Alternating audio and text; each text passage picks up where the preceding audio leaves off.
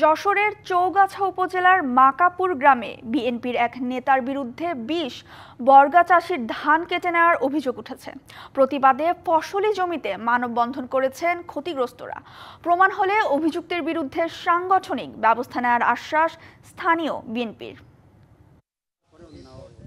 দীর্ঘদিন ধরে যশোরের চৌগাছা উপজেলার মাকাপুর গ্রামের হায়দার আলীর জমি বর্গা নিয়ে চাষ করে আসছেন ২০ কৃষক। তার মৃত্যুর পর জমি নিয়ে বিরোধ দেখা দেয় ছেলে মেয়েদের মধ্যে।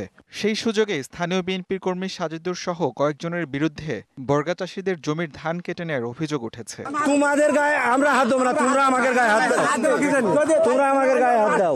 ঘটনার পর জমিতে গিয়ে প্রতিবাদ জানায় ক্ষতিগ্রস্ত কৃষকরা। অভিযোগ দেয়া হচ্ছে প্রাণনাশের হুমকিও।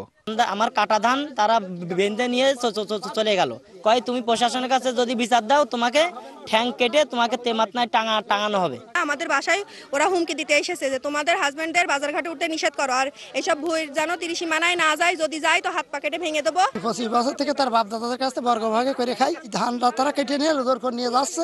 আমরা ব্যারিস্টার সাহেবের জমি করেছি কাগজ রেকর্ড অনুযায়ী, এখন ওরা আমাদের জমির ধান এই বেনদেনে চলে গেল।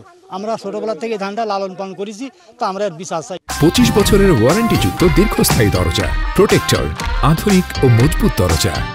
অভিযুক্তদের বিরুদ্ধে সাংগঠনিক ব্যবস্থা নেওয়া সহ ক্ষতিগ্রস্ত কৃষকদের আইনি সহায়তার আশ্বাস চৌগাছা উপজেলা বিএনপির। ভুক্তভোগী ব্যক্তিরা যদি আমাদের কাছে থানা বিএনপির কাছে অভিযোগ করে, আমরা তদন্ত সাপেক্ষে তার বিরুদ্ধে খুব দ্রুতই কঠোর ব্যবস্থা গ্রহণ করব এবং এ ব্যাপারে আমাদের দলীয় নির্দেশনা স্পষ্ট।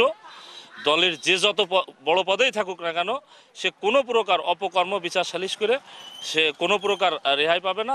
এ বিষয়ে পুলিশের পক্ষ থেকে কোনো বক্তব্য পাওয়া যায়নি। DVC news desk.